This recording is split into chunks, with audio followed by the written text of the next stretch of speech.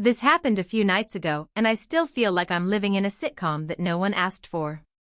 Some context: I, 27 recently started dipping my toes back into dating after a long relationship ended last year. I'm not great at juggling multiple people, so when I started getting a little attention on dating apps, I wasn't really prepared to manage it all like some seasoned Casanova. So I'd been talking to two women, let's call them Anna and Kayla. Both were awesome in completely different ways.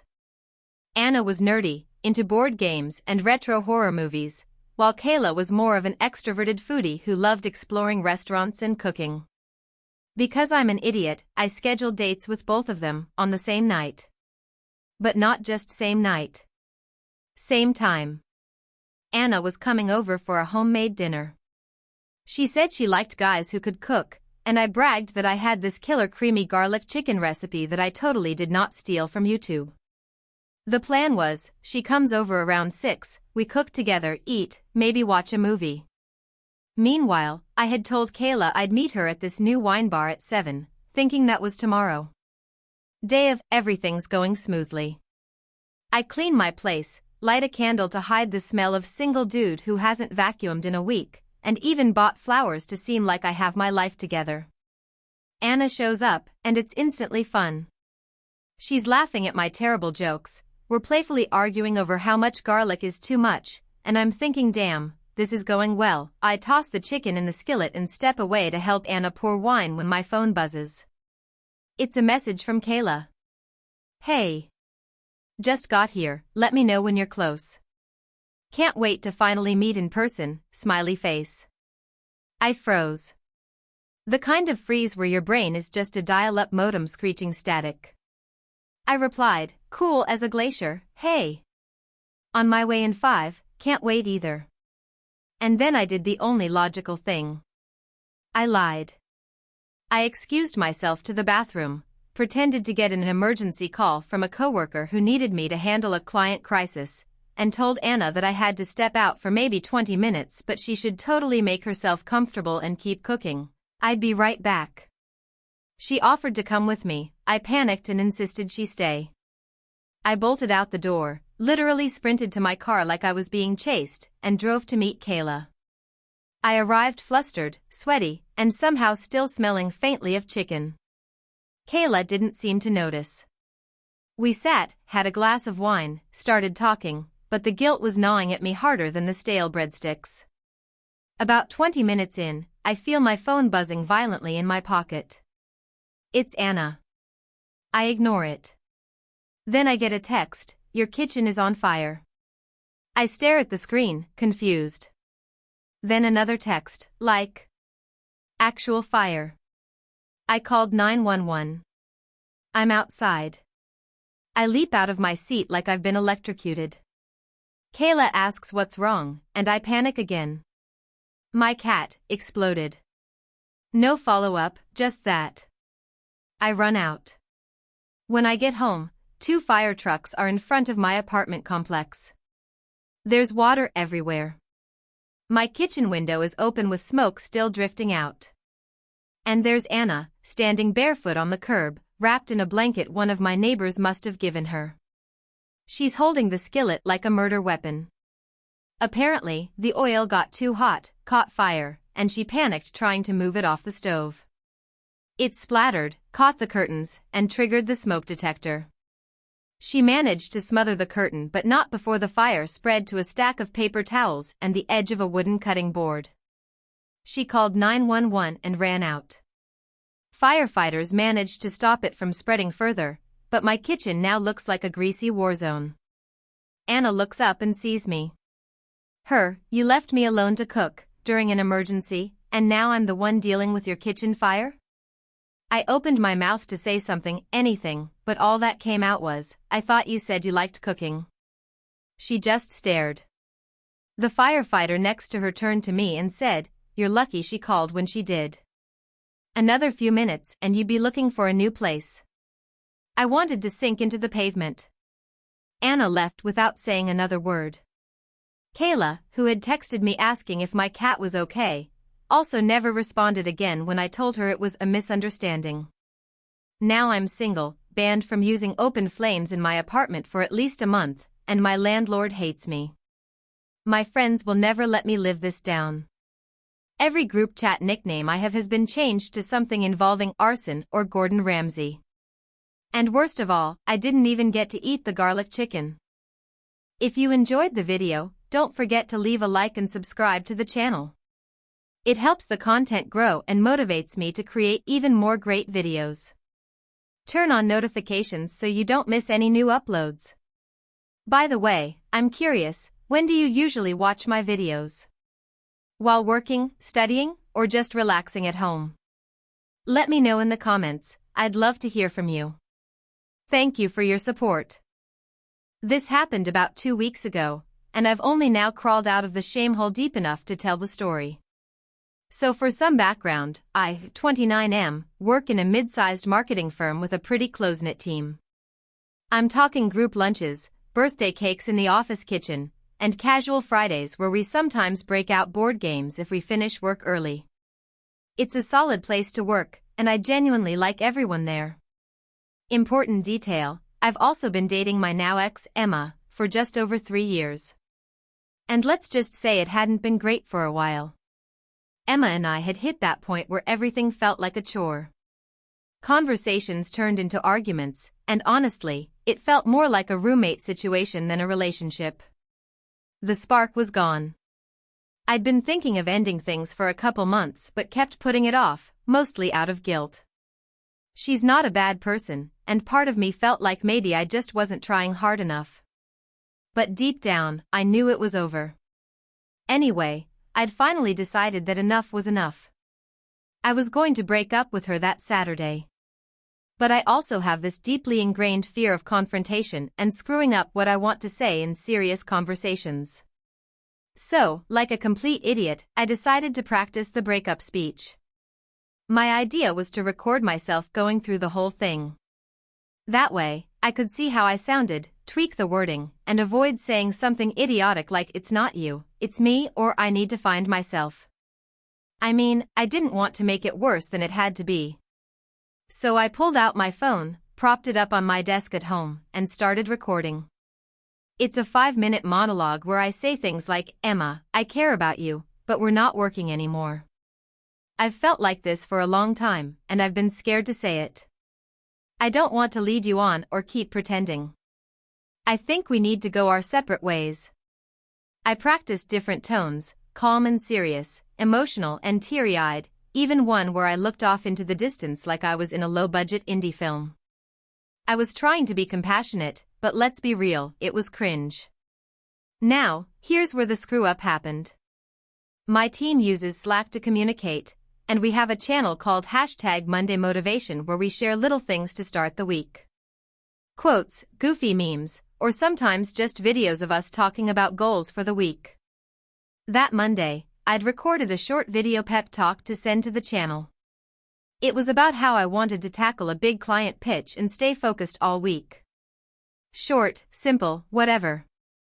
So I plug in my phone, start uploading the video to my laptop, and grab coffee while it transfers. When I come back, I click what I thought was the motivational video file and drag it into the Slack channel. You already know it wasn't. What I sent, and what autoplayed in Slack for the entire team to see, was the full 5-minute video of me practicing the breakup speech. Complete with pauses, dramatic sighs, and at one point me whispering "don't cry, just breathe through it" to myself. I didn't realize what happened until about 5 minutes later when I sat down and noticed the Slack notifications going absolutely feral. Messages like, "Are you okay, dude?" That was extremely personal. "Emma's not one of our clients, right? Holy s*******, I'm crying in the break room. I had a full-on adrenaline heart attack. I went to the Slack channel and saw it, the entire video, playing in glorious 1080p, right below a motivational quote someone had posted, "Believe in yourself." Cue me trying to delete it. Of course, Slack doesn't actually delete things for everyone once they've seen it, especially if they've already downloaded it or played it through. A couple people had even reacted to the video with emojis, one clown face and one broken heart. Brutal. I immediately messaged my manager in a panic, explaining it was a mistake. She was actually really cool about it. Said it was clearly personal and didn't seem malicious, and that I should take the rest of the morning if I needed to. But the damage was done. The next day at work, people were weirdly supportive but also awkward as hell.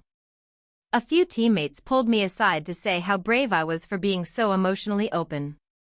Someone left a sticky note on my desk that said "You deserve happiness," which somehow made me feel worse. The worst part? Emma found out. Not from me. Oh no. From my coworker, Sarah, who also follows me on Instagram and had no idea Emma and I were still together. She apparently sent Emma a message saying, "Hey, I hope you're okay. I didn't realize you two had broken up already, he seems really torn up about it." Emma confronted me that night. She was understandably pissed, asked if I'd sent it on purpose as some twisted pre-breakup soft launch. I assured her I hadn't, and that it was a complete mistake, and that I was planning to talk to her that weekend. She cried. I cried. We broke up that night. So to sum up, I accidentally turned my private breakup rehearsal into a live performance for my coworkers, traumatized several of them, indirectly broke up with my girlfriend via Slack, and now I'm known in the office as that guy who drops emotional bombs before breakfast. The good news is the breakup was for the best. I feel lighter now, and Emma and I had a decent, if sad, final conversation.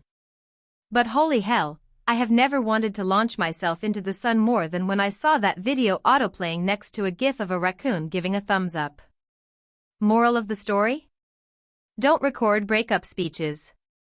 Or if you do, don't store them next to your work videos. Or better yet, just don't practice breakups like you're accepting an Oscar for best emotional devastation. TIFU by accidentally faking my own death in front of 200 people and ruining a wedding. So this happened a few months ago, but I'm only just now emotionally ready to talk about it. I, 29M, have a tendency to overcommit to jokes.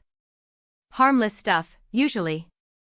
Hiding behind doors, fake spider pranks, that kind of thing. My friends have always said I'd make a great actor because I can cry on command and collapse like a sack of potatoes. Important detail for later. Anyway, one of my best friends, Josh, was getting married. Big outdoor wedding at a fancy vineyard. I wasn't in the wedding party, but I was involved in setting up some of the pre-wedding events, and I had been entrusted with making sure the ring bearer, Josh's 6-year-old nephew, got the ring to the altar on time. The ceremony is about to start. Everyone's seated. Beautiful weather, string quartet playing, birds doing whatever birds do in romantic settings. I'm in my seat, second row, on the aisle. The kid is behind me with the ring, all puffed up in his tiny tux like a proud penguin.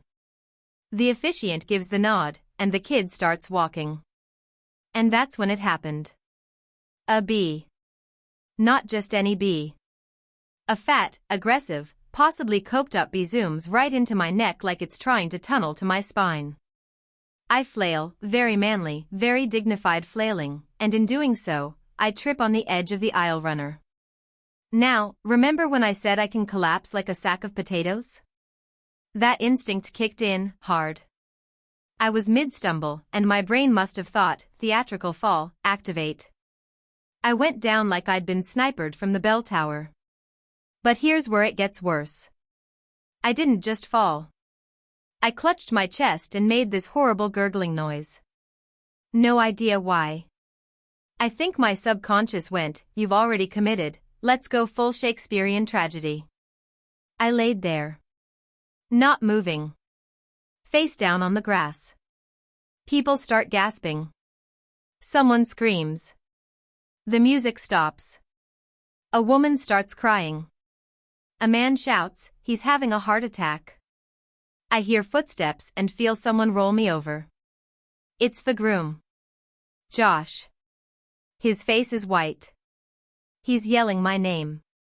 Someone else is on the phone with 911. A woman I don't know is performing CPR. Badly. Her palms are on my throat. I don't know if she's ever seen a human body before. Now, at this point I should have said something. Mumbled, moved, blinked. Anything. But I was paralyzed with fear and embarrassment. I didn't know how to just get up after that performance. What do you say? Just kidding? Psyche? The attack, lol? So I laid there. 4-5 whole minutes. Ambulance arrives. People are giving statements. The officiant is praying. The flower girl is hysterical. The bride looks like she's about to call the whole thing off because the venue is haunted now. The paramedics start checking my vitals. One of them says, "He's breathing?" And finally, I snap out of it and sit up like Frankenstein's monster. The collective scream from 200 people sounded like a horror movie climax. The bride drops her bouquet. The kid drops the ring. Someone yells zombie and slips on a plastic champagne flute trying to run away. I croak out, "B, it was a bee," silence. Then someone, possibly the groom's dad, starts laughing.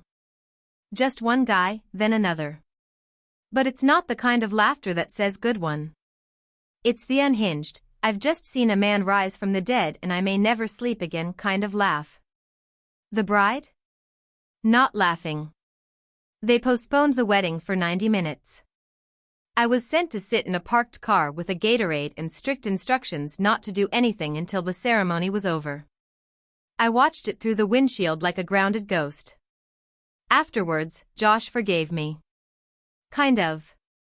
His wife, however, still refuses to look me in the eye. I wasn't invited to the reception. Or the group honeymoon trip to Costa Rica. Or the baby shower they had 2 months ago. Yes, that was fast. I've since retired from physical comedy. Now I just tell bad puns and make origami animals at parties. Safer that way.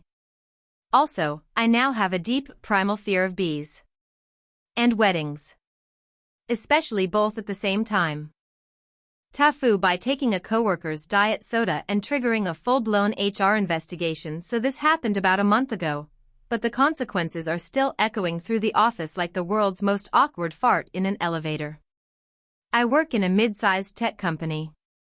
We've got one of those open office setups where everyone tries to act like we're in Silicon Valley, but in reality it's just a glorified cubicle farm with cold brew on tap and the occasional yoga break.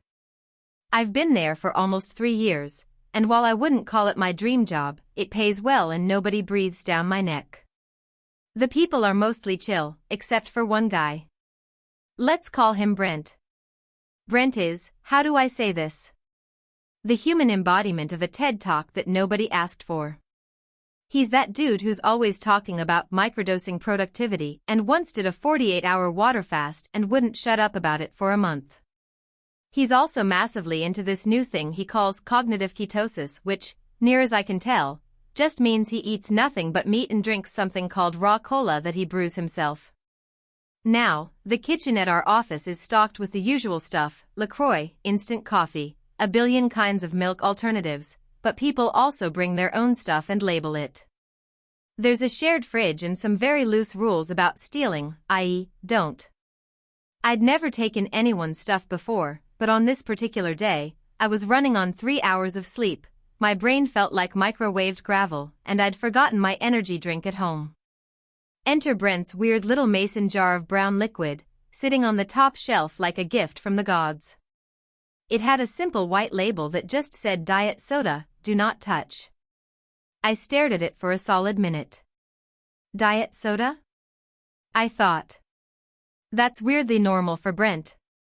I figured maybe he was finally coming down from his caveman diet and dipping a toe into modern civilization. So I took it. Yes, I know. That was my first mistake. But I figured I'd just replace it later, and it was probably just some bougie Whole Foods soda anyway. I popped it open, took a swig, and instantly regretted it. This was not diet soda. It was like licking the inside of a barbecue grill soaked in cough syrup and regret. My throat burned, my eyes watered, and I actually gagged. But weirdly, 10 minutes later, I felt incredible. Not just caffeinated. Not just energized. I was full on limitless pill mode. I crushed through my backlog in 2 hours. I restructured the entire QA process. I even had a one-on-one with my boss and apparently used the phrase synergize agile pipelines without irony. I was on fire. Cut to the next day. Brent storms into the office looking like someone murdered his bonsai tree. He's pacing around, muttering things like this is a violation of my bioboundaries and you can't just take proprietary compounds. HR gets involved. Suddenly the whole office is buzzing like it's high school and someone's vape got confiscated. Eventually, after reviewing fridge cam footage, yes, apparently that's a thing, they figure out it was me. I get called into a meeting with HR, my manager, and Brent, who's brought a binder labeled Personal Consumables Protocol. I tried to explain it was an honest mistake. The label said diet soda. Brent interrupts and goes, that wasn't diet soda. That was Keto Cola X, a nootropic enhanced adaptogenic tonic that I brewed myself using lion's mane extract, L-theanine, and my own strain of kombucha yeast. Yes. He said my own strain? Apparently, this stuff isn't just homemade. It's part of a side hustle he's trying to launch. He even has a half-finished Kickstarter page. And the version I drank? A prototype. With triple the usual dose of caffeine and something called raw taurine crystals. HR was mostly concerned that I'd ingested an unregulated substance on company property. Brent was concerned that I'd thrown off his batch tracking and now couldn't verify the effects of version 3.7. My manager just wanted to go back to pretending none of us exist. I thought I was going to get fired, but instead they gave me a formal warning and made me attend a 90-minute seminar on workplace boundaries and food safety. Brent, meanwhile, got told to stop using office fridges for his alchemy experiments unless he properly labeled everything with ingredients. But the real kicker? A week later, I started getting Instagram ads for Keto Cola X. Brent had apparently launched the Kickstarter after all, and used my productivity spike as a testimonial. Our prototype was so effective, an unsuspecting colleague achieved peak cognitive throughput within 15 minutes. There's even a photo of me from the office security cam, looking like a caffeinated demon typing at light speed. I confronted him, but he just smiled and said, "You gave informed consent the moment you opened that jar." I now bring my own drinks, double-check every label, and treat the office fridge like a haunted artifact. And Brent? He still drinks his weird sludge and wears blue light glasses at all times. But at least now the jar says, Keto Cola X, experimental formula. Will melt your brain. Not diet soda. So yeah. TIFU by taking what I thought was just a diet soda and accidentally becoming a human clinical trial. So this happened about 2 weeks ago, but the trauma is fresh, and I think I'm finally ready to share. I, 28M, have been dating my girlfriend, 26F, let's call her L, for about a year. Things have been amazing. She's smart, hilarious, a bit of a control freak, in the best way, and obsessed with surprises. She loves them. Birthday surprises, surprise brunches, even those dumb jump scare videos. I'm more of a plan things in advance kind of guy, but for her, I've tried to be more spontaneous. A few weeks ago, I found out she had a huge presentation for work, one that had been stressing her out for months. I figured she could use a little pick-me-up afterward. She mentioned that after her presentation, she planned to stay late at the office to wrap up, maybe until 9 or 10 p.m. Perfect. I decided I'd surprise her by driving to her office, grabbing her favorite Thai takeout, and leaving a small care package in her car, snacks, a cute note, some dumb inside joke stickers, that kind of thing. Here's where I should mention 2 things. 1, her office has a private parking garage for employees only. 2, I have never been inside that garage. So I go full spy mode. I know the garage entrance is accessible with a key card, which I obviously don't have, but I figured if I just waited outside, someone would eventually pull in and I could tailgate through before the gate closed. Sure enough, 5 minutes later, Someone drives in and I follow right behind like a sneaky little raccoon. I find her car easy. She has a teal Mini Cooper with a Plant Mom sticker. I park a couple spots away, so I don't look suspicious. I get out with the bag of food and goodies and head to her car. Now, this Mini Cooper is newer than mine and has one of those sleek keyless lock systems. I try the door handle. Locked. Obviously. I go to the trunk. Locked. I'm already feeling dumb for not asking her to leave it unlocked, but I didn't want to ruin the surprise. Then I remember she once told me she sometimes forgets to lock her car if she's rushing. So I do something incredibly dumb.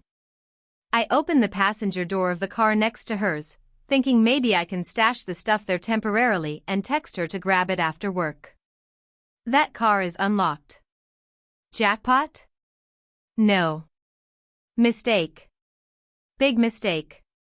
I slide in, just to set the bag on the passenger seat, when I hear a voice behind me. Hey. What the hell are you doing?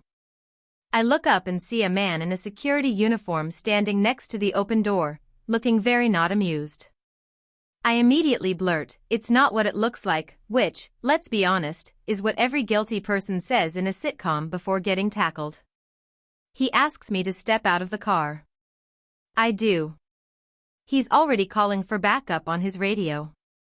I'm trying to explain that I was leaving a surprise for my girlfriend, and that this isn't her car, but that one is, and I made a dumb mistake, etc. The security guy isn't buying it. He keeps his hand near his belt like he's expecting to wrestle me down. Another guard shows up and now I'm surrounded like I'm about to be interrogated in a cop show. I offer to call my girlfriend. I try, but she's not picking up. Probably still in her presentation. Now I'm panicking. They ask for ID. I give it. They run it. I have no record, thank God. But then the older guard points at the teal Mini Cooper and says, "That's not her car." My stomach drops. What do you mean? That's Katie's car. She works in accounting. Now I'm sweating. Did Elle get a new car? Change stickers? I start describing my girlfriend to them, but they don't seem to know her. I show them a picture. The older guy squints and goes, "Oh, her. Yeah, she drives a silver Corolla." At this point, I'm questioning everything I know. Turns out I had never actually seen her car in this garage. The Mini Cooper belonged to a completely different employee with the same Plant Mom sticker. Apparently, there's more than one plant-obsessed millennial working in corporate America. I'm escorted to the security office, where I have to wait until they can confirm my story. Elle finally calls me back after 45 minutes of me sitting in an uncomfortable chair, surrounded by old vending machines and silent judgment.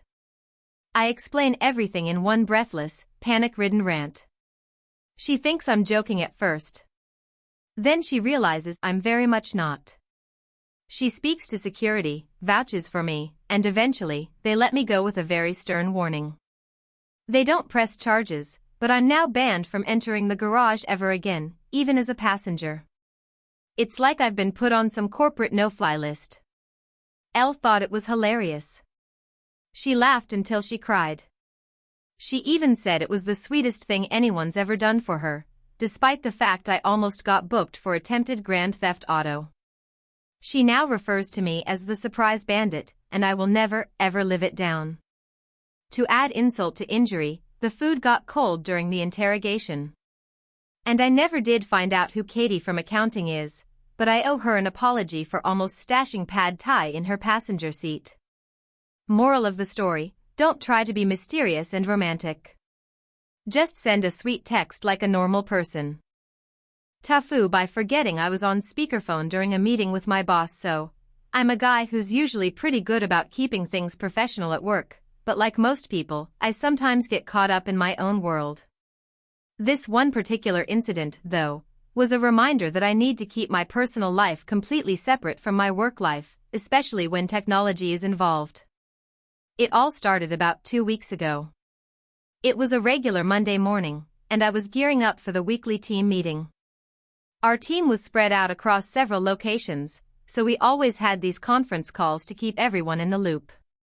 I usually just joined the calls from my desk, headphones in, minding my own business. But on this particular day, I was in the middle of dealing with some personal stuff and wasn't exactly in the most professional mindset. My girlfriend and I had been arguing the night before about something trivial, and let's just say we hadn't exactly made up. We were both still pretty annoyed with each other. I had barely slept, and when I logged into the call, I wasn't exactly in top form mentally. But I was here to work, right? So I put on my headphones, clicked to join the meeting, and didn't think much of it. Here's where the story starts to go south. Our team's weekly meetings were routine, brief updates from each person on what they were working on, followed by a few quick discussions about any upcoming projects or potential issues. It was pretty standard, and everyone was used to the format. I've been on these calls for months, so I didn't expect anything to go wrong. But I did something incredibly stupid. I thought I had muted myself, but in my half-sleepy state, I misclicked, and instead of muting myself, I accidentally turned on the speakerphone. The meeting kicked off, and I thought I was all set to listen and just zone out while I tried to work through the fight in my head. The call starts, and my boss, let's call him Greg, starts going through the agenda. All of a sudden, my phone vibrates in my pocket. I look down, and it's a message from my girlfriend. It says, "You still mad at me or what?" My stomach sinks. Now, I'm not exactly a person who likes to air out my dirty laundry, but I couldn't help myself. I reply with a quick, "Yeah, still mad. Can't believe you did that last night." And just as I hit send, my phone rings. It's her calling me. I glance around the room, but nobody is paying attention. The call's still ongoing, so I figure I'll take the call real quick. I quickly tap the answer button and place the phone up to my ear, thinking I'm being sneaky. This is when things get really bad. My girlfriend, apparently unaware that I was in the middle of a work call, immediately starts launching into her side of things. She's talking about how I never listen to her, how I always blow up when she does something wrong, and how I've been distant lately. She's not yelling, but the intensity of her voice is making it clear that we're nowhere near a resolution. I'm sitting there, trying to juggle listening to my boss and calming my girlfriend down at the same time, while also trying to pretend like I'm still involved in the meeting. The worst part? I completely forget about the speakerphone. Greg starts asking me a question about an ongoing project. I don't even hear it because I'm too busy trying to smooth things over with my girlfriend. So, instead of just responding with something polite and professional, I blurt out, "I'm not even sure why you're still mad, you're the one who started all this last night. I told you, if you just apologized, we could move on already." Suddenly, there's a long, awkward pause. The entire meeting goes silent. I freeze in absolute horror, realizing what I've just said. For a moment, I try to salvage the situation by whispering, sorry, I'm just, I'm not on mute." But at that exact moment, my girlfriend's voice rings out from my phone, loud and clear, "Well, maybe if you didn't always act like such a jerk, I'd apologize, but honestly, I'm done dealing with your crap." The entire team, including my boss, hears every word. My heart drops into my stomach, and I feel the blood drain from my face. I don't even know how to react. I look around the room and see the wide-eyed faces of my colleagues. Some of them are trying to hide their smirks, while others are obviously just as horrified as I am. I immediately try to mute the phone, but in my panic, I somehow make it worse. I fumble with the buttons and end up hanging up on my girlfriend entirely. Greg, who I should mention has a pretty dry sense of humor, breaks the silence with, "Is everything okay there, my name?" I want to die. I don't even know what to say, so I try to brush it off with a joke. Yeah, just a little technical issue. No worries." But no, the damage was done. One of my coworkers, let's call him Steve, who's always a bit of a prankster, pipes up, "Sounds like someone needs to work on their relationship management skills." He laughs awkwardly, and I can hear everyone trying not to burst out into full-on laughter. I quickly regain my composure and try to steer the meeting back on track. I respond to Greg's question with something about the project, but in the back of my mind, I'm thinking, there is no coming back from this. By the time the meeting ends, I'm practically sweating bullets. I didn't know what to do next, so I just packed up my things and bolted out of the office. I texted my girlfriend immediately, apologizing for the mess, and explained that I'd had a total brain meltdown. She wasn't exactly happy, but after a few hours of back and forth, we managed to work things out. As for the team? Well, let's just say that I now have the title of that guy who had a meltdown during the team call among my coworkers. To make matters worse, one of the guys on the team later sent me a meme about how to mute your phone like a pro, and yeah, it stung a little, but I knew I deserved it. Lesson learned: always double-check your mute settings, and maybe keep personal drama out of the workplace. It's definitely not the kind of thing you want to share with your boss and coworkers. If anything, at least I'll never live it down. TLDR, I accidentally left myself on speakerphone during a work meeting while having a loud argument with my girlfriend, and my boss and team heard the entire thing. It all started with a simple trip to the grocery store. I had just moved into my new apartment a few weeks ago, and I was still getting used to the area. I didn't know many people, but I had managed to find a decent grocery store within walking distance of my place. One afternoon, I decided I was going to finally prepare a proper meal instead of living off takeout and instant noodles. I'd been doing well, staying on top of things like laundry and cleaning, but my eating habits were atrocious. So, I wrote down a list: vegetables, chicken breasts, some spices, a couple of cans of beans, and maybe something to treat myself with, like a pack of cookies. Nothing too wild, but definitely a step up from microwave dinners. I gathered up my reusable bags and made my way to the store. As I walked through the aisles, I couldn't help but notice how strangely empty it was. There were a few people here and there, but overall, it was eerily quiet.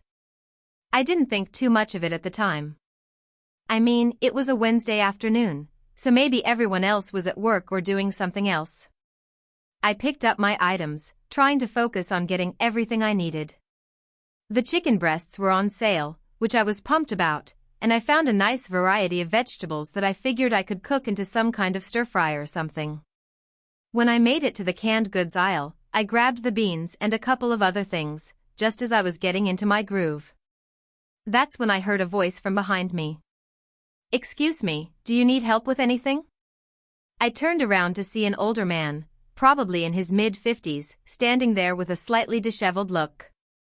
His clothes were a bit worn out, and his glasses were perched at the end of his nose. He had a friendly enough smile, but something about him seemed off. Still, I was raised to be polite, so I smiled back and shook my head. "No, I'm good. Thanks, though." He didn't seem to take the hint. "Are you sure? I could help you carry those to the checkout, or..." I quickly cut him off.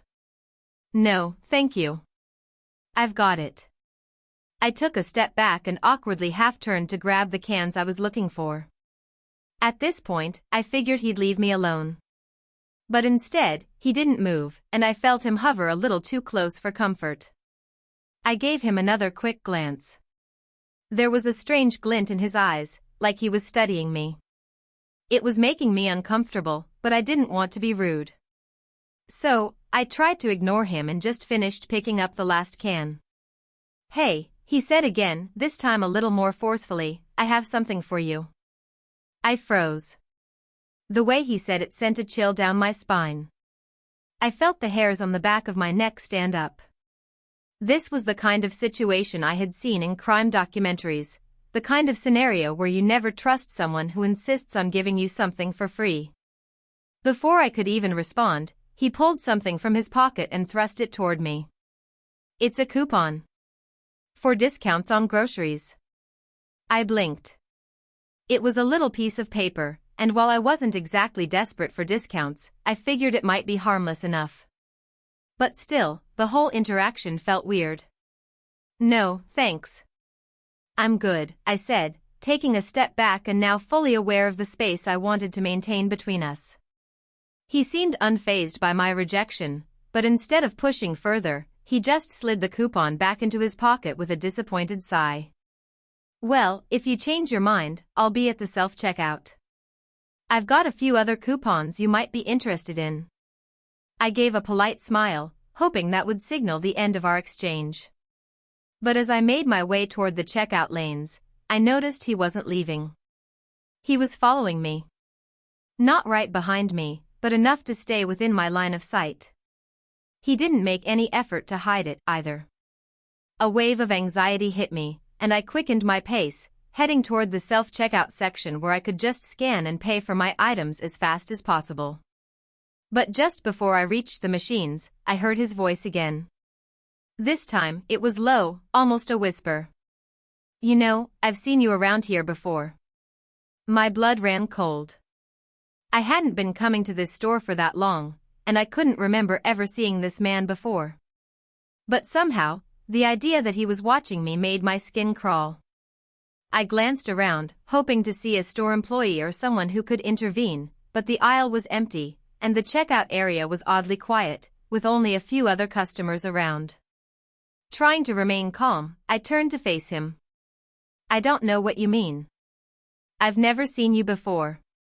He didn't look surprised by my response. Instead, he gave me a knowing grin, the kind that made my stomach flip. Oh, you'll get used to it. People around here, they don't leave you alone if they like you. I tried to brush it off as some strange, misguided flirtation. But the more he spoke, the more uneasy I became. There was a strange aura of possession about him that I couldn't shake. I scanned my items quickly and tried to pay as fast as possible, praying to get out of the store without incident. But as I turned to leave, I saw him again, standing right at the entrance. He had positioned himself in such a way that it was hard for me to escape without having to walk right past him. I felt my heart race, and my hands started to sweat. I couldn't help but feel trapped. Before I could think of an escape plan, he took a step toward me. It's funny, he said, you look like someone who's lost. But you don't have to be. I froze. I didn't know what he meant by that, but the underlying tone of his voice made me feel like I was in real danger. The last thing I needed was some random guy getting the wrong idea about me, especially when I was just trying to live my life. I stood there for what felt like an eternity, until I finally forced myself to break away. I bolted for the exit, clutching my bags tightly and praying he wouldn't follow. By the time I got outside, I felt a strange sense of relief wash over me. But when I looked behind me, just as I reached the corner of the building, I saw him watching from the window, his eyes still locked onto me. I didn't take my usual route home that day. I went the long way around, just to be sure he wasn't following me. For the next few days, I stayed inside, too afraid to return to the grocery store. When I finally did go back, I was hypervigilant, always keeping an eye out for that man. Thankfully, I never saw him again.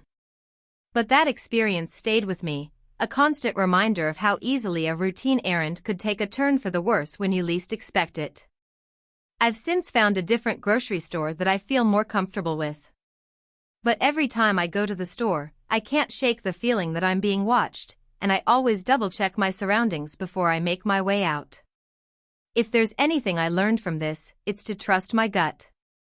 Sometimes, things are too weird to just brush off as coincidence, and it's better to be safe than sorry.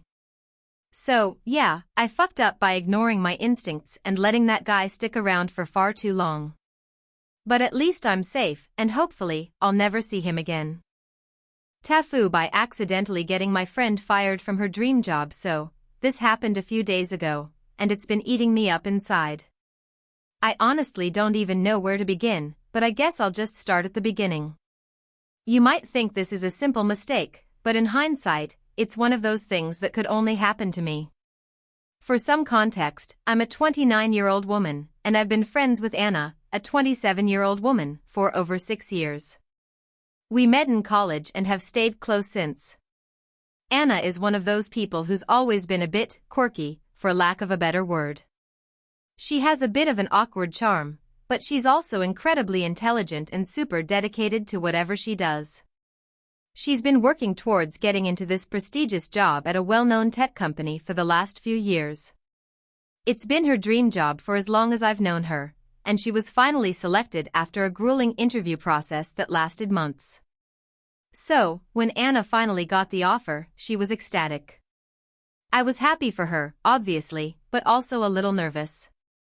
You know when a friend gets something really big, and you're excited for them but simultaneously terrified that something might go wrong? That was me. I wasn't sure why I felt that way, but something just didn't sit right. But she was so happy, so I pushed those feelings aside and tried to be as supportive as I could.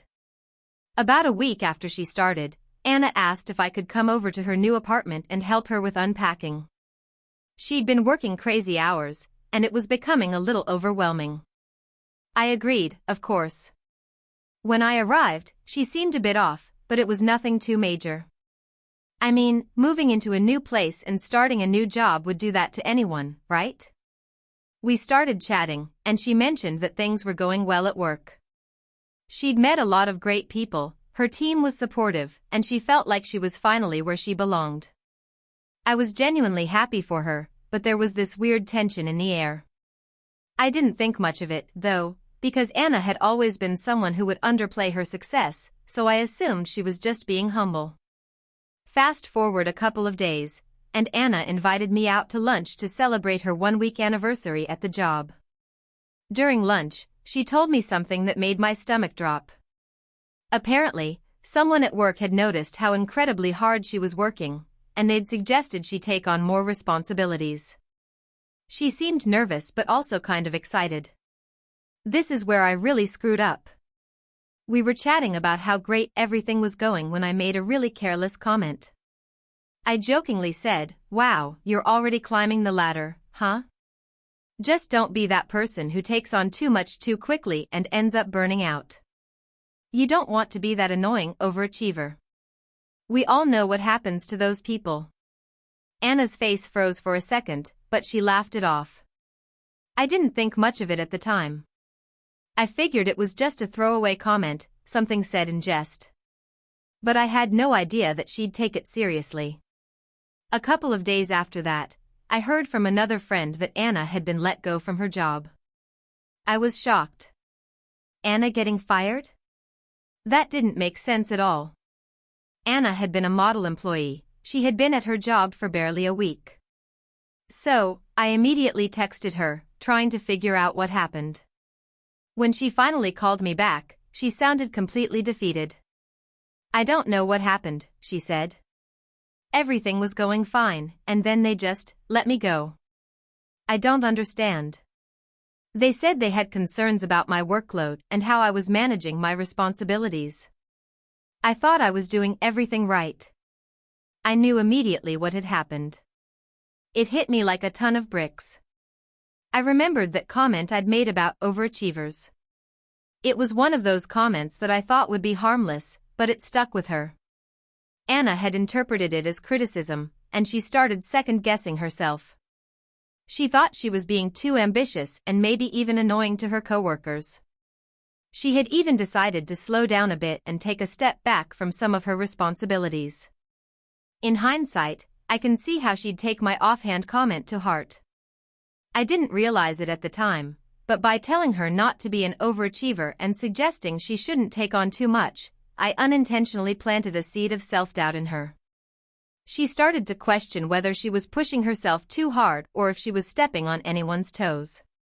She'd overanalyzed her performance and, in trying to avoid being the person I'd jokingly warned her about, she had stopped pushing herself as much as she should have. I felt like the world was crashing down on me as she explained how she felt like she'd failed. She wasn't mad at me. She didn't even know for sure that my comment had anything to do with her getting fired. But the more she talked, the more I realized just how much influence my words had. She had taken everything I said so seriously, and it made me sick to my stomach. I immediately apologized to her, telling her that I hadn't meant it like that and that I was so sorry for planting that seed of doubt. I tried to explain that it was just a stupid comment, but she wasn't really in the mood for explanations. She was hurting, and no amount of sorry was going to fix that.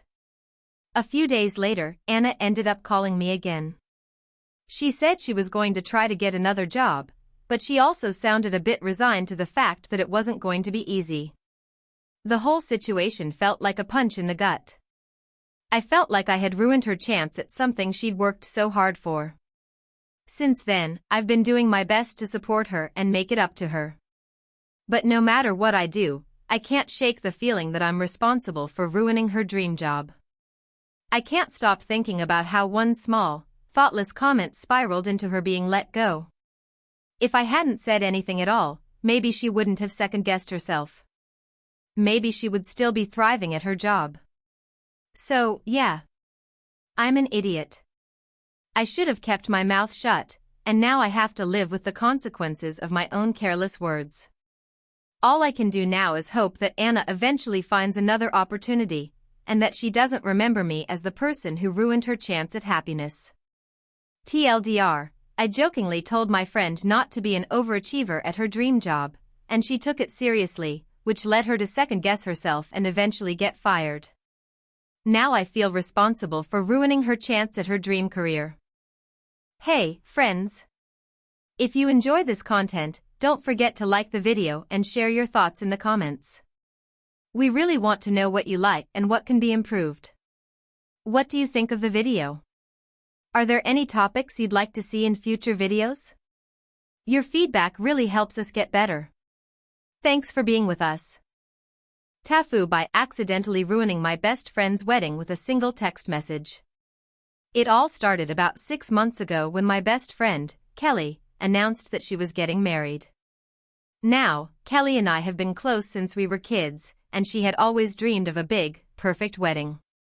I was honored when she asked me to be her maid of honor, and I couldn't wait to help her plan every detail.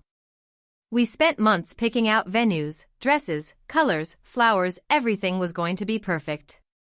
The wedding was set for a beautiful Saturday in late spring. Kelly had been working herself to the bone, making sure everything was just right. Her fiancé, Dan, was super laid back about the whole thing, which gave her even more of a reason to double down and make sure every detail was flawless. I, of course, was in charge of helping with the bachelorette party, keeping things organized, and making sure no last-minute disasters occurred. The night before the wedding, Kelly and I were at her house, both getting our nails done and talking about the big day. She was anxious but excited. I could tell she had some butterflies in her stomach, but we were both looking forward to finally seeing everything come together. We didn't stay up too late because we both knew the next day was going to be exhausting, but just before bed, Kelly handed me her phone. "Can you make sure Dan's side of the guest list is all set?" she asked me. She had been scrambling with last-minute changes and had forgotten to check that everything was in order. I agreed and took her phone to double-check the list. Now, here's where things went sideways. I had Kelly's phone in hand, scrolling through her messages to find the wedding-related texts when something caught my eye. It was a message from a number I didn't recognize, but it was clear from the context that it was from a guy.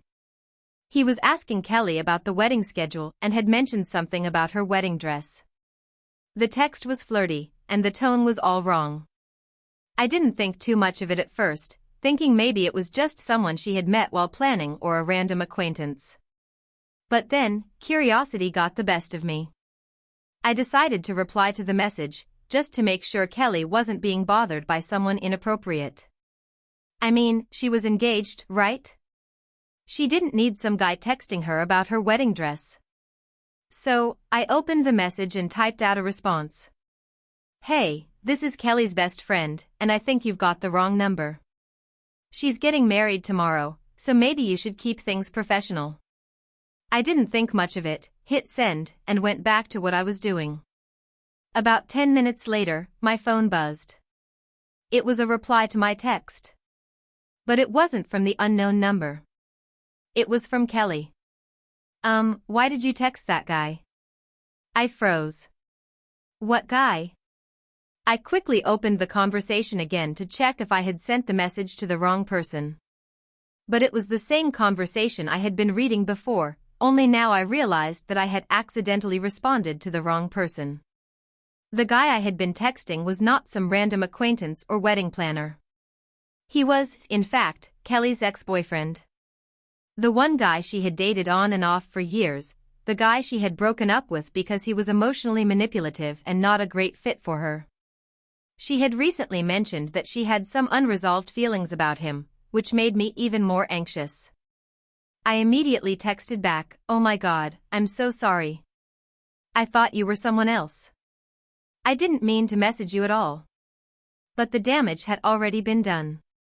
Kelly responded almost immediately with a single line, "You texted him about my wedding dress?" I could feel the panic rising in my chest. I didn't know what to say. Kelly was already on edge with the wedding coming up, and now I had just stirred up all this unnecessary drama with her ex. I quickly called her, but she didn't pick up. I tried again. No answer. Then I texted, "Please don't freak out. It was a misunderstanding. I'll explain everything later, I swear." At that point, I knew I had really messed up. I went to bed hoping Kelly would calm down and forgive me by the time we saw each other in the morning. I hardly slept, tossing and turning, worrying about how I could make things right. The next morning, the wedding day, I showed up at Kelly's house early to help her get ready. She was already awake, and there was an unmistakable tension between us. She was polite, but it was clear that she was upset. I tried to explain again, but she wasn't in the mood to talk about it. When we arrived at the venue, things were already hectic. People were setting up chairs, flowers were being arranged, and Kelly was running around like a chicken with its head cut off. I did my best to help, but there was this invisible wall between us. The other bridesmaids were starting to notice that something was off, but I didn't want to make a scene. Then came the moment of truth, the ceremony. As Kelly walked down the aisle, all eyes were on her, and she looked absolutely radiant. But I couldn't help but notice that Kelly kept glancing at her phone every few minutes. I felt a pit in my stomach. I knew that she was checking the messages I had sent, and I could see the frustration building behind her eyes. Finally, the ceremony ended, and we moved to the reception. Kelly's ex-boyfriend had arrived, and he was sitting at the back, quietly sipping his drink. I didn't know if he was there out of curiosity or because Kelly had invited him to avoid any drama, but it was clear that he was trying to be as unobtrusive as possible. Just when I thought the day might calm down, Kelly stood up to give her speech. She thanked everyone for coming, shared a few heartfelt words about her journey with Dan, and then paused for a second. She locked eyes with me across the room. "I just want to say thank you to my best friend, who's been there for me through everything," she said, her voice breaking slightly. "Even if sometimes she makes the worst decisions." The room went silent, and everyone looked at me. I was mortified. I felt like the ground was swallowing me up. "I'm sorry, Kelly," I whispered. "I didn't mean for any of this to happen." Kelly just shook her head and smiled through gritted teeth, but the rest of the evening was awkward. The ex-boyfriend didn't make things better either. He was constantly hovering around us, trying to make small talk and clearly looking for a way to insert himself back into her life. By the end of the night, Kelly and I had barely spoken. She was happy to be married, but I could tell that my stupid text message had cast a shadow over her special day.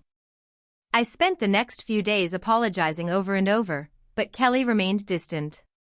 She eventually forgave me, but things were never quite the same. I learned the hard way that, sometimes, a single text message can ruin everything. Lesson learned: always double-check the contact name before sending a text. Even if you think you're being a good friend, you might just end up making things worse. I'll never live this one down. TIFU, by accidentally offending my entire extended family at a wedding, and now I'm the most hated person in the group. It all started with my cousin Jenna's wedding. She's always been a bit of an overachiever. The kind of person who gets everything right: perfect job, perfect relationship, perfect life. She even planned every single detail of the wedding down to the last petal of the flowers. And when I say every detail, I mean it. It was supposed to be one of those fairy tale events that everyone would remember forever. Now, I don't have a terrible relationship with Jenna. In fact, we get along fine. But I've always felt like I was the black sheep of the family. While Jenna had her life meticulously organized, I was the one who moved around, couldn't hold down a steady job, and didn't really keep up with the latest trends. I guess you could say I was the funny cousin, the one who could always be counted on for a laugh, but never the one people asked for advice. That was fine by me. I've always preferred to fly under the radar. When Jenna announced she was getting married, I knew I'd have to attend, and even though I was excited for her, I also kind of dreaded the whole family gathering thing. You know, when everyone shows up in their finest clothes, looking perfect, and you feel like the one who doesn't quite belong? That was me. The wedding day finally arrived. The venue was stunning, some kind of vineyard in the middle of nowhere, with the sun setting just behind the ceremony site. Everything was exactly as Jenna had dreamed, and the guests were all dolled up in their fancy clothes, mingling with glasses of champagne in hand. I put on my best suit, which was way too tight, and tried my hardest not to stand out like a sore thumb. The ceremony was beautiful. Jenna walked down the aisle with her father, and I couldn't help but tear up a little. She looked like a goddess, and the guy she was marrying, Derek, looked like he had stepped straight out of a magazine. They exchanged vows, and everyone clapped and cheered. But here's where things started to go wrong. After the ceremony, we moved to the reception area, where the real fun was supposed to begin. There was food, drinks, and a DJ playing upbeat tunes. I grabbed a drink and started chatting with a few distant relatives I hadn't seen in years. All was fine until the speeches began. Now, I've always been a bit of a joker in the family, but there's a time and a place for humor, right? Apparently, I didn't know when to hold back. The first speech was from Jenna's father, who gave an emotional and heartfelt tribute to his daughter. Everyone was wiping away tears, and I could feel the love in the room.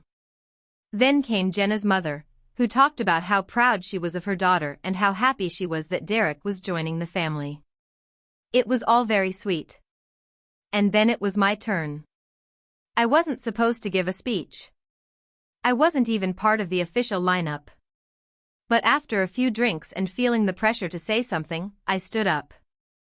Everyone turned to me, and I could feel their eyes on me. I wasn't even sure what I was going to say, but I figured I could wing it. After all, I was the funny cousin, right? I grabbed the microphone and cleared my throat. All right, so you all know me as the fun one, right? I said with a smile. A few people chuckled. Well, let's be real. Jenna is perfect, Derek is perfect, and this wedding is perfect. But, come on, we all know life isn't perfect. Heck, I can't even keep a job for more than 6 months. I paused for effect, and more people laughed, but I wasn't done yet. But hey, you two are still the most beautiful couple here. And honestly, I think Derek is going to have a hard time keeping up with Jenna. You know, with her running the show, and him, well, doing whatever she says. The crowd laughed nervously, but I could tell that some people didn't quite know how to take it.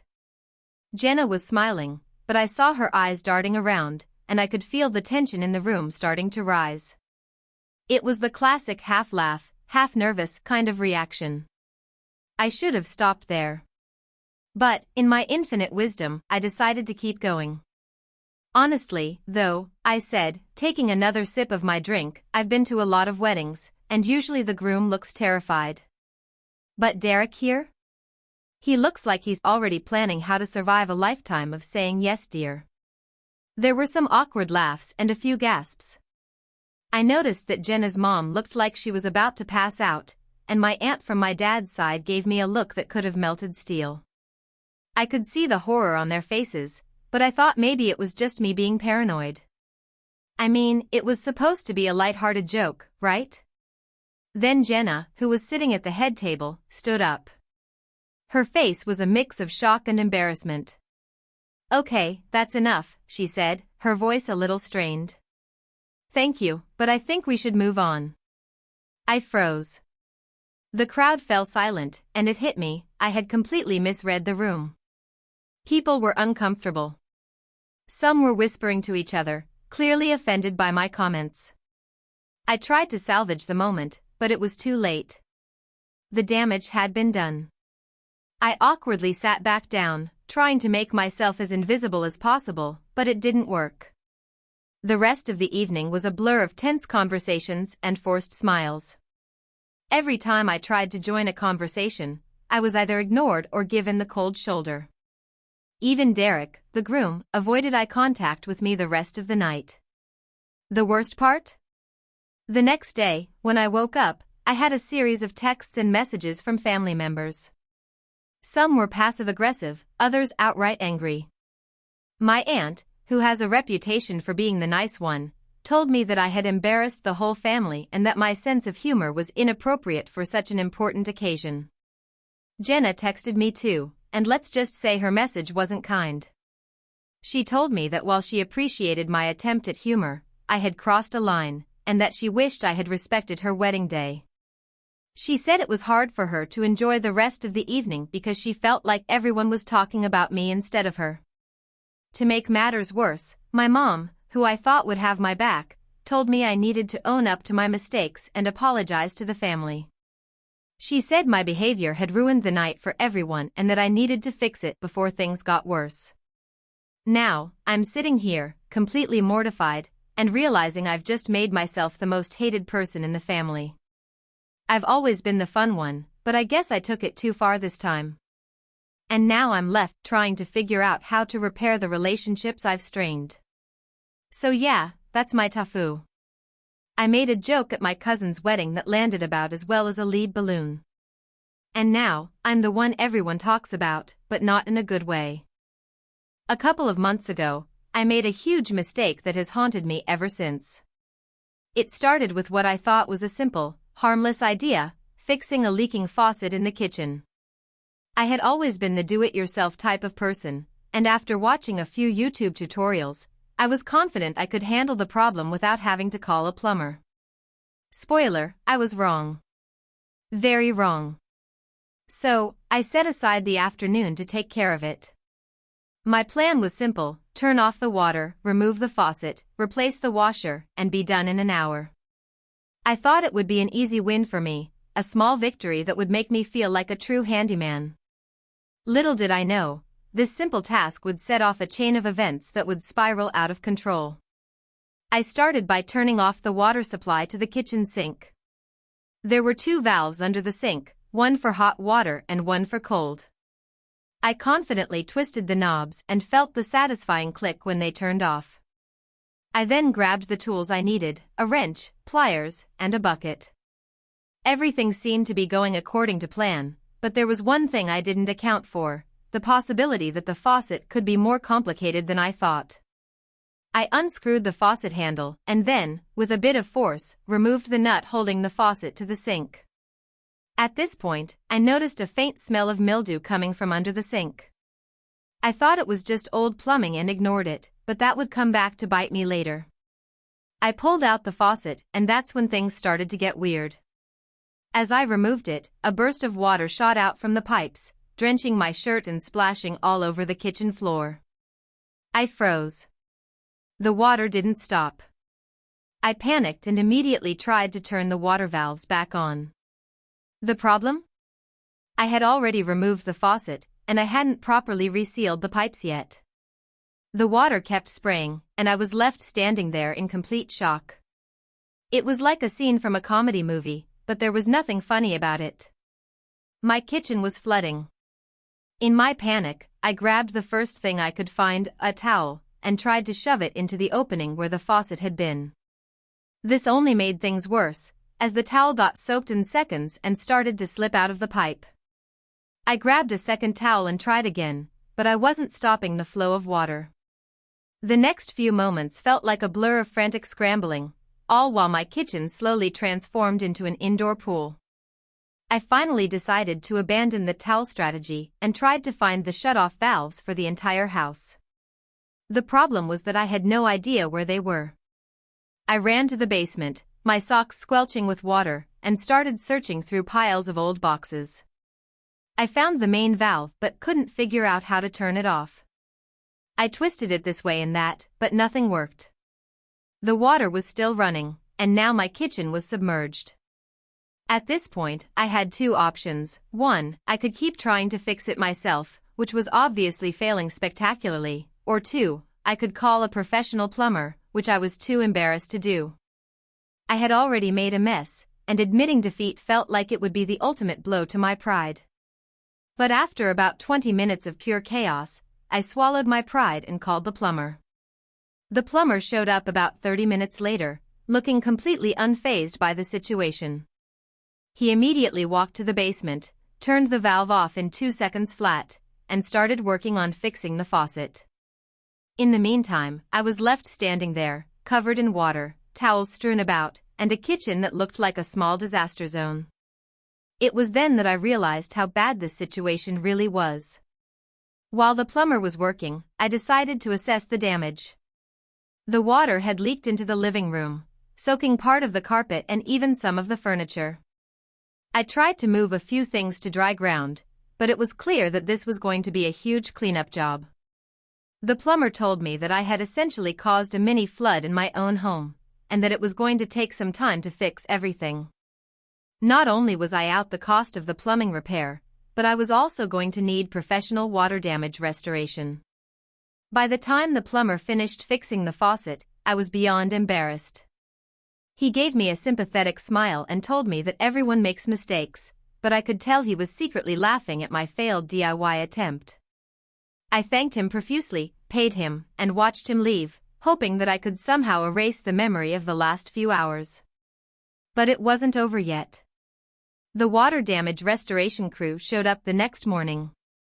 They assessed the situation and informed me that they would need to rip up part of the flooring, replace the drywall that had soaked through, and dry out everything with industrial-grade fans. They also told me that it would take several days to get everything back to normal, and in the meantime, my kitchen and living room would be a construction zone. I spent the next week living in a disaster. My kitchen was unusable, I was eating takeout every night, and I had to walk around with wet socks as I avoided the wet spots in the carpet. The worst part, though, was the constant reminder that it had all started with a simple attempt to fix a leaky faucet. I couldn't help but laugh at how much damage one small, seemingly simple task had caused. If I had just called a plumber in the first place, I would have saved myself time, stress, money, and a whole lot of embarrassment. In the end, everything was fixed, but I learned a valuable lesson: not every DIY project is meant to be tackled alone. Some things are better left to professionals. So now, when something breaks around the house, I don't even attempt to fix it myself. I just grab my phone and call the experts. Maybe next time, I'll save myself the trouble and the flood. It all started when I decided to take my new relationship to the next level. I had been dating Emily for about 3 months, and things were going pretty well. We met through mutual friends, and despite a few early awkward moments, we had an undeniable chemistry. She was smart, funny, and had this infectious energy that I couldn't get enough of. So, when she casually mentioned that she loved sushi and had never been to a fancy sushi place, I thought it would be the perfect opportunity for a special date night. I'm not exactly a sushi aficionado, but I knew enough to book a reservation at a high-end sushi restaurant in the city. I had heard it was known for its premium selections, the kind of place where people go for anniversary dinners or to celebrate a big promotion. I wanted to impress her, and I was confident this would do the trick. I dressed up, got a nice bouquet of flowers, and picked her up at 7 p.m. sharp. The evening started off great. The ambience in the restaurant was romantic with dim lighting and soft jazz music playing in the background. The waiter led us to our table, and we were seated near the sushi bar where we could watch the chefs work their magic. I felt like I was living the high life. Everything about the night felt special. Emily seemed genuinely impressed, and I could tell she was excited about trying all the different sushi rolls. We started off with a few appetizers, edamame, miso soup, and some sushi rolls that I thought would be good starters. I wasn't really sure about what to order, but I figured I could trust the chef to bring out something amazing. I didn't want to be the uncultured one at the table, so I deferred to Emily's suggestions whenever she seemed enthusiastic about something. She ordered a few things I had never heard of, like uni, sea urchin, and toro, fatty tuna, which I thought was a little risky but figured I'd go along with it. The waiter also recommended the chef's tasting menu, which I agreed to without thinking too much about it. Now, I'm not a huge fan of seafood. Let's just say I'm not one of those people who can just eat raw fish with no issue. But I didn't want to look uncool, especially in front of Emily. So, I decided to just keep my reservations to myself and try everything with a smile. After all, it's supposed to be about the experience, right? When the tasting menu came out, it looked beautiful, an assortment of colorful sushi pieces, including some exotic fish I couldn't even pronounce. The presentation was stunning. Emily was thrilled, and I was doing my best to appear equally excited. I started with a piece of nigiri, not really paying attention to what it was, just taking a bite. And that's when it happened. I chewed, and something wasn't right. It wasn't the flavor, it was the texture. Something was off, and I instantly felt my stomach churn. I tried to swallow, but the piece of fish felt like it was stuck in my throat. My face must have looked a little pale because Emily immediately asked if I was okay.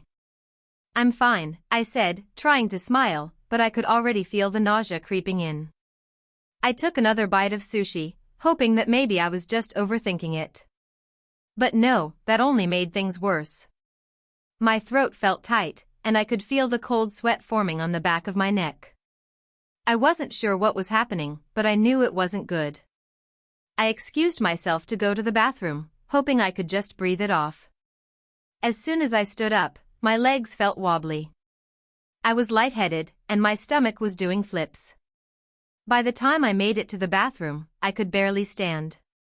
I leaned over the sink, trying to compose myself, but it wasn't working. My body had other plans. I suddenly found myself vomiting in the bathroom of a high-end sushi restaurant. Not once, but multiple times. My body was rejecting everything I had just eaten, and I felt completely humiliated.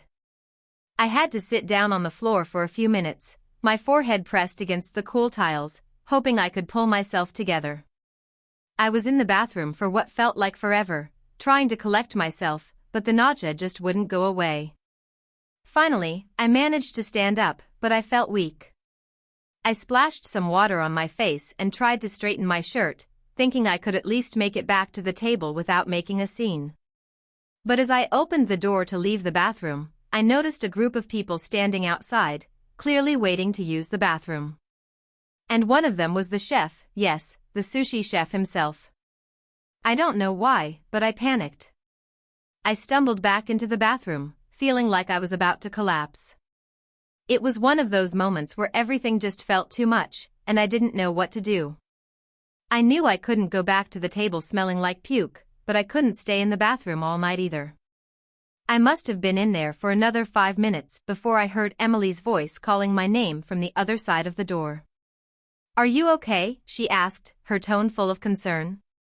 I think I need to go home," I said, hoping I didn't sound too much like a mess. She was silent for a moment, and then I heard her footsteps retreating. When she came back, she told me she had called for the check and that we could leave whenever I felt ready. We ended up leaving the restaurant, but I could tell she was disappointed. I don't blame her, who wouldn't be? I had ruined what should have been a nice evening by turning it into a disaster. We walked to the car in silence, and I could feel the weight of the night crashing down on me. When we got back to my apartment, I immediately collapsed on the couch. I felt terrible physically, emotionally, and mentally. Emily was kind enough to bring me some water and try to make small talk, but I could tell she was holding back her frustration. After all, this wasn't how a date was supposed to go. It's been a few days since that night, and I'm still processing everything. I texted Emily the next day to apologize, and while she was understanding, I could tell she wasn't thrilled about the whole thing. She said she appreciated my efforts, but honestly, I think I blew it. I feel like I should have just been myself and not tried to impress her with a fancy dinner. If I had just stuck with something simpler, I might have avoided this whole mess. Lesson learned: never try to impress someone with food you're not ready for. TIFU by accidentally starting a full-blown family feud over a simple misunderstanding at a wedding. It all started a couple of months ago when my cousin Sarah got engaged to her fiancé, Alex. Now, Sarah and I have always had a bit of a competitive relationship. I'm not sure why, but ever since we were kids, we've always tried to outdo each other at every family gathering. She's always been the center of attention, and I've been the one hanging in the background, waiting for my moment. I know it sounds petty, but we've just never gotten along in that cousin rivalry kind of way. When Sarah announced her engagement, I was happy for her, but also immediately stressed out about her wedding. I knew it was going to be huge, and I was already picturing her shining in the spotlight with me standing awkwardly to the side. The wedding was going to be at a fancy venue in a picturesque part of town, and naturally, she wanted it to be perfect. A few weeks before the wedding, Sarah asked me if I could give a speech. I'd never been asked to do something like that before. Of course, I agreed immediately because it was an honor, right? She told me she wanted the speech to be lighthearted, funny, and touching, nothing too over the top, but enough to get a few laughs and make her feel special.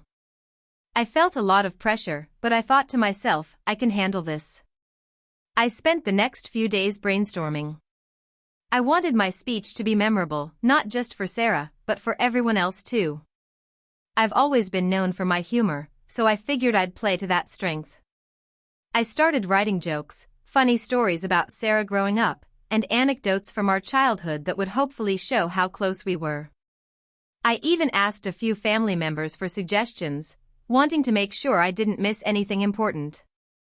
As the big day got closer, I started rehearsing the speech. I read it out loud in front of my mirror, tweaking it here and there, trying to make sure it was perfect. By the time the wedding arrived, I was feeling pretty confident. The wedding day was beautiful, Sarah was stunning, and Alex was looking sharp. The ceremony went off without a hitch, and everyone was in high spirits.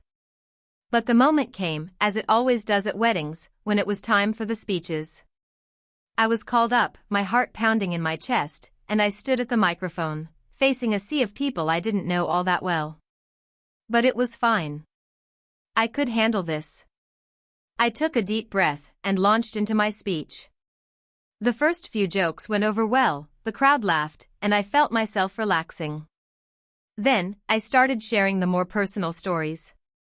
One of them was about the time Sarah had a huge crush on a guy named Jake back in high school. She would talk about him non-stop, even though no one else seemed to remember him.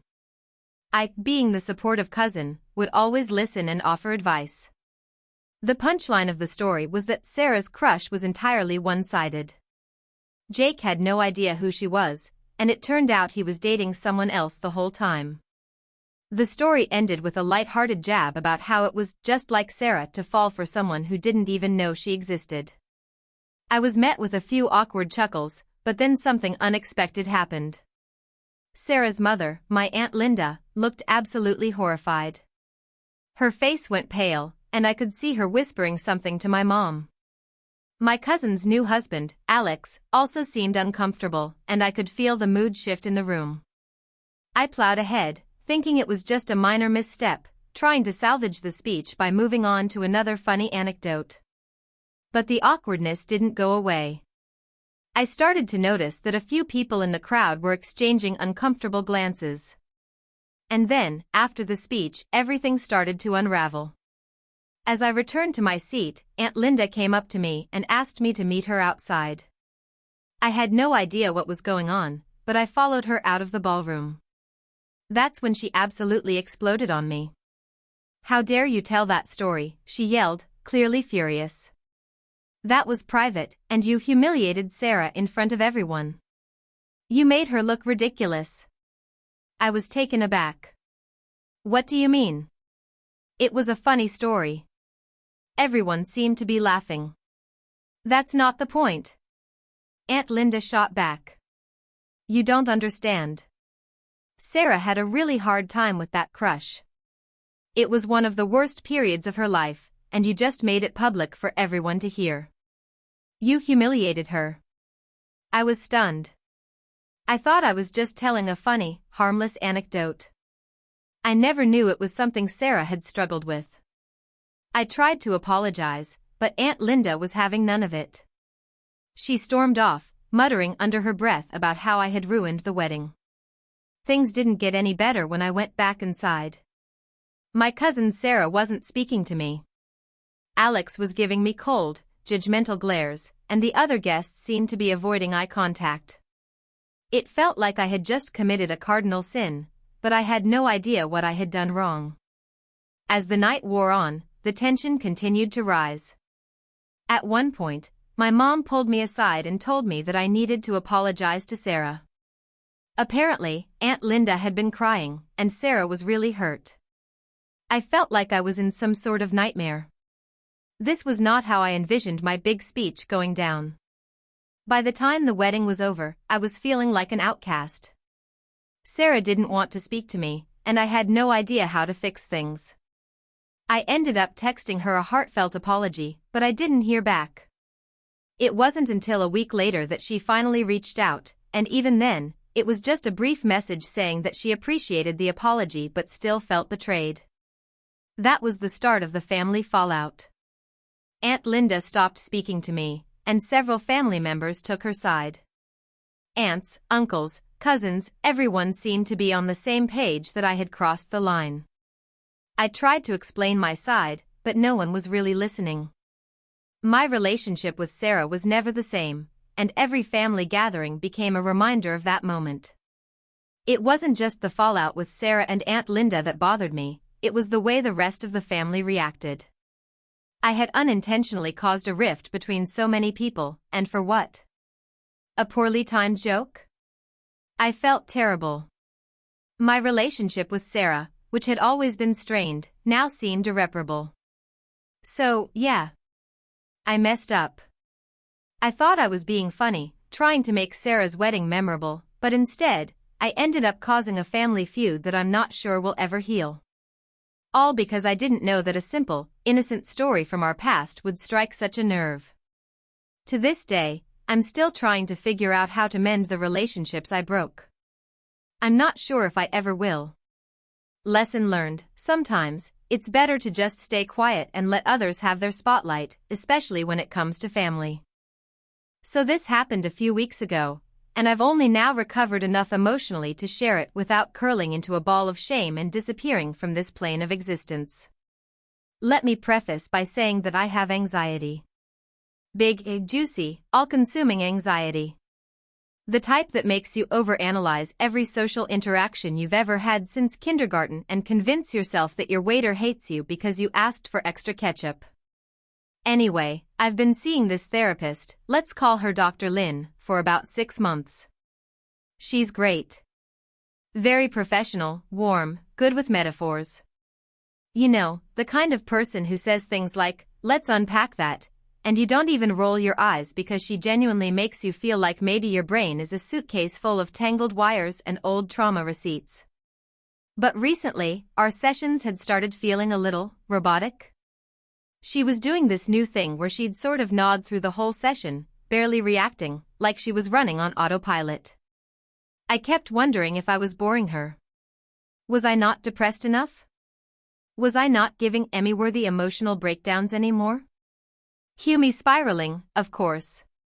So one Thursday night after a particularly flat session, I texted my best friend, Kara, to vent. I sent a screenshot of my text convo with Dr. Lynn confirming our next appointment, and wrote underneath it, "Bro, tell me why this woman replies with the enthusiasm of a toaster. Like yes, I get it, you're a professional, but ma'am, throw me a bone." Fake a chuckle. Pretend my childhood trauma is at least mildly entertaining. I hit send, felt a little better getting it off my chest, and tossed my phone on the bed. A few minutes later, I hear the telltale ding of a new message. I pick it up. It's from Dr. Lynn. My stomach dropped into my socks. Because somehow, instead of sending that screenshot and roast to Kara, I had sent it directly to Dr. Lynn. The therapist. The one I was mocking. I don't even remember tapping her name. Apparently, anxiety makes your fingers betray you now too. The message was sitting there, staring at me in the cold, judgmental iMessage blue bubble. Screenshot and all. The toaster comment. The fake chuckle plea. The mildly entertaining trauma line. All of it. I stared at it for a full minute, my brain buffering like an old dial-up modem. Then I did what any self-respecting adult would do in that moment. I threw my phone across the room and screamed into a pillow like I was being exorcised. What followed was 20 minutes of frantic pacing, whispered swearing, and the kind of sweat you only produce when your soul is trying to escape your body. I debated sending a follow-up message. Maybe a joke? LOL, wrong person. But there was no mistaking it. The context. The screenshot. It was a direct hit. I finally mustered the courage to check if she had replied. She had. It said, "Thank you for your honesty. It might be helpful to unpack this in our next session." Kill. Me.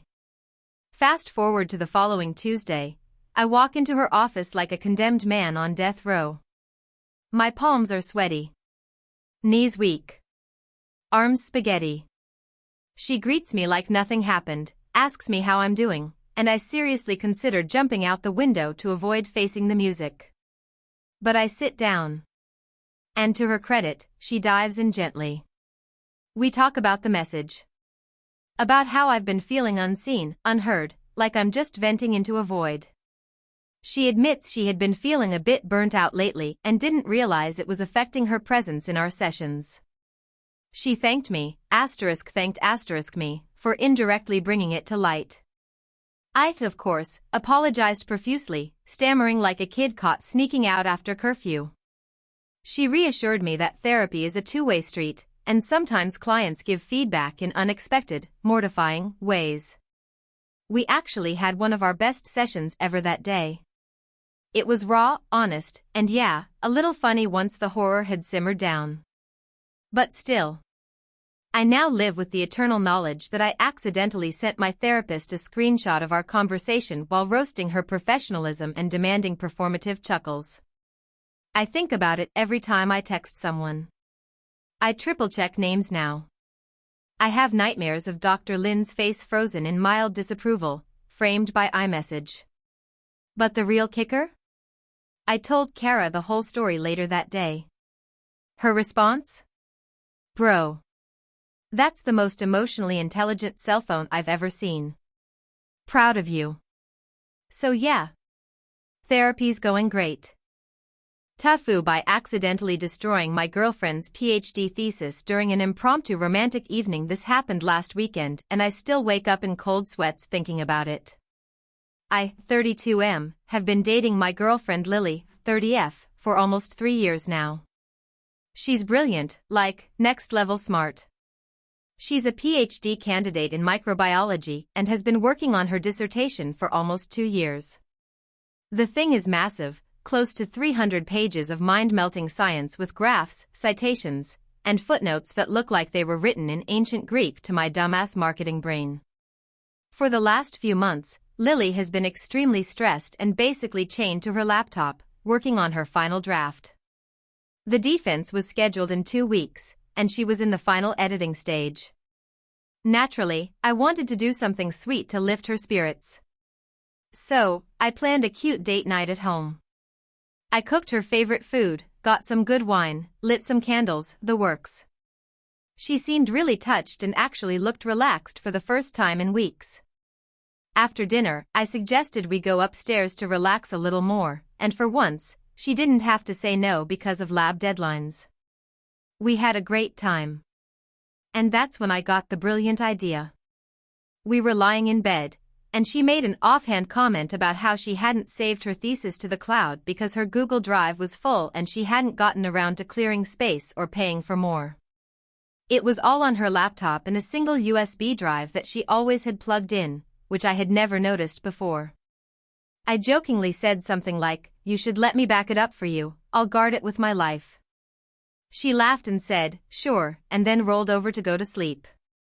I, feeling romantic and full of misplaced initiative, decided I'd do it right then and there so she'd wake up to the surprise of a perfectly backed up thesis. Hero move, right? No. No, it was not. I tiptoed downstairs, found her laptop on the dining table where she always worked, and gently opened it. I didn't even need a password, she'd disabled it during this editing crunch for quick access. The USB drive was sticking out of the side, labeled in neat Sharpie handwriting, Lily_thesis_final. I booted up my own laptop and got a USB hub to transfer the files. Now here's where I should explain something about myself.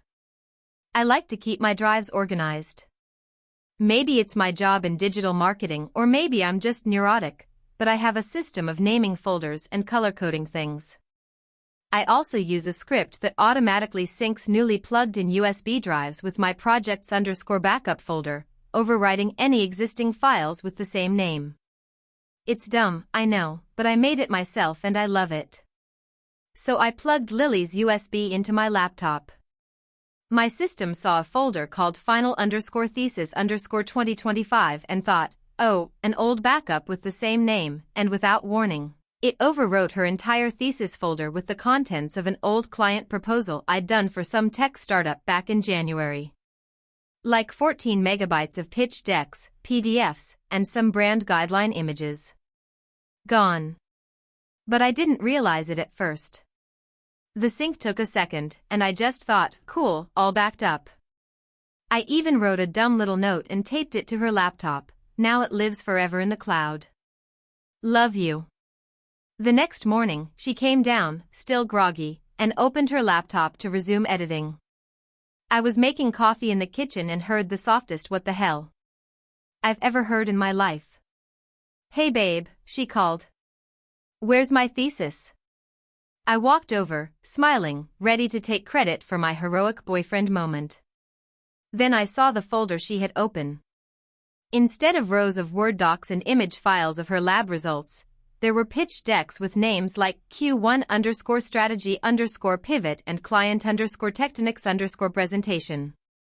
At first, I thought maybe the files had just been moved. Maybe my backup script had copied instead of replaced.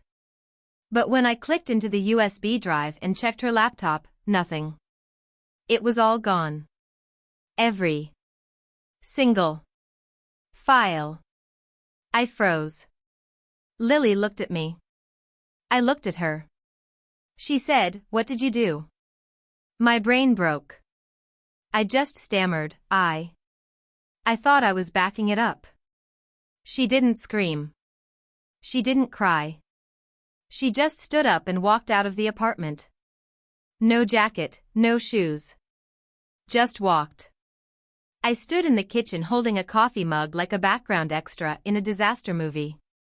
Eventually, I found her sitting on the steps outside our building, staring into the middle distance like she'd just come back from war. I sat next to her and apologized, like 100 times. She didn't say anything for a long time. Here's the miracle part. Turns out, she had sent a near-final version to her advisor 2 days prior for review.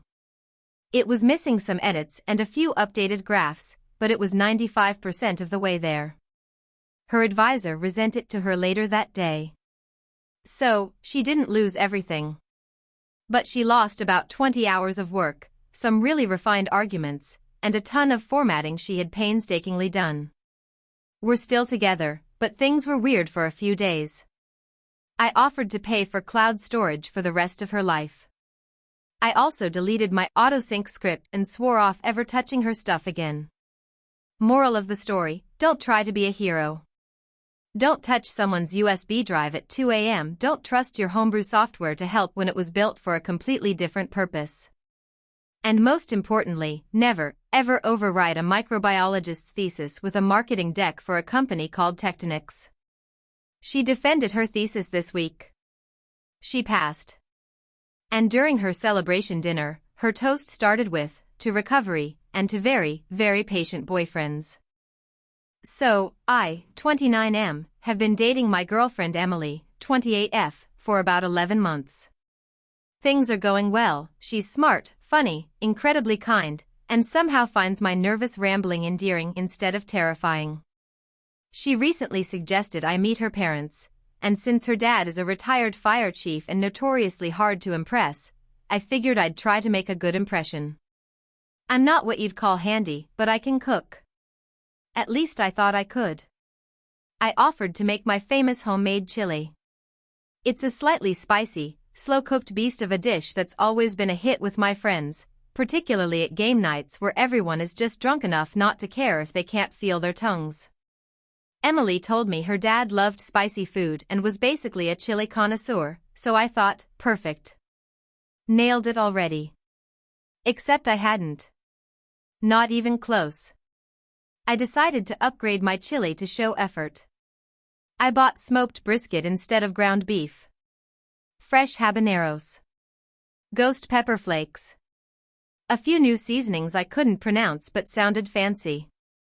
I also went to this farmer's market in the sketchy part of town where a dude in a camo apron sold me something he called Dragon's Kiss. Said it was a pepper oil extract made from Carolina Reapers and pure liquid sin. I assumed he was being poetic. He was not. Anyway, I bring all this to Emily's parents' house the day of the big dinner.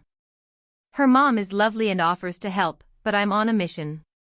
I want her dad to see me as the kind of guy who can take care of his daughter and make a mean chili. He comes in mid-prep, big guy, flannel shirt, mustache like a broom, and gives me a nod that says, "Impress me." I nod back like, "You're about to get your eyebrows blown off, sir." That was not a metaphor. So, I get the chili going, and it's bubbling like a lava pit of pride and ambition. I give it a taste and immediately lose all sensation in my tongue. This was supposed to be a warning sign, but my brain, high on adrenaline and wanting approval, thought, perfect. I ladle out bowls for everyone. Emily, her mom, and her dad all sit down. I take the first bite to show confidence. Instant regret. It was like drinking fire. Like my mouth got tossed.